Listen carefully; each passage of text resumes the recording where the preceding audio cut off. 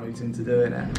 But my first big break came with the band Duke Spirit, who were friends of mine, and I'd already been over here in the mid-2000s with them, not as a full member of the band at that point.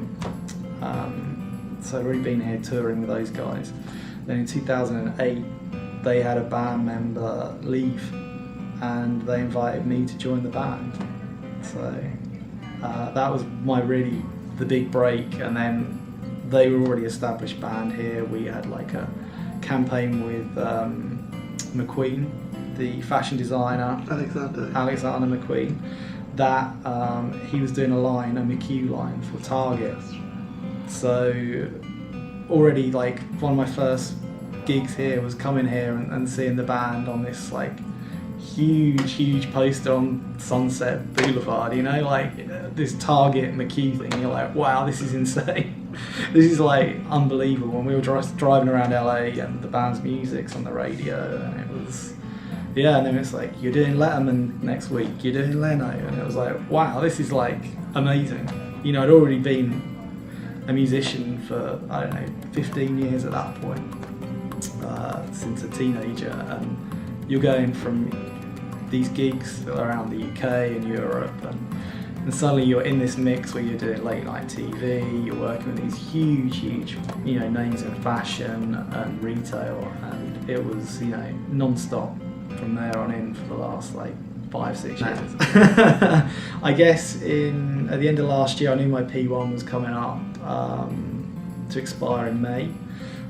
So around Christmas time, I was sort of looking at my options, getting a little bit worried about getting the O1, because it's quite daunting when you look at the checklist of things you need to check boxes of, and unless you've got a Grammy or any other major music award, you know, there's a lot of criteria after that. Do you have the Grammy? No. Then you need to fulfill all of these things. So looking at that was quite daunting. So I was looking around, and I did actually contact a couple of other law companies that had been recommended to me by friends that had the O1.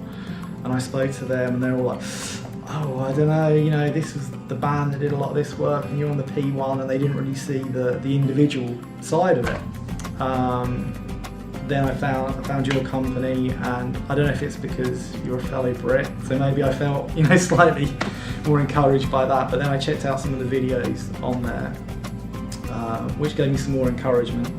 These were like, I think it was a stunt guy, a stuntman, and a few others that weren't particularly relevant to me, but the way they explained the process of them getting the O1, I could see similarities with my case. But yeah, I got on the phone with you, and immediately you sort of put a lot of my fears aside regarding the criteria and that fitting. I mean, as a member of a band, you do put a lot of focus on the singer, and you think they're the star, but you know, you have a starring role as a musician in a band.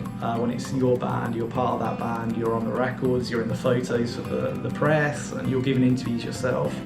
And then I started thinking about other things that I had, you know, like I have endorsement deals with like Fender and Seymour Duncan and all these really Ampeg, which is the biggest, you know, bass amp company in the world, and these were all individual endorsements that I had, and you start realising that, oh, I am an individual, and I am a talent, and I have done these things, and I have contributed equally with you know, these people in this band that I've been a part of for, you know, 5 years or more, and I can do this.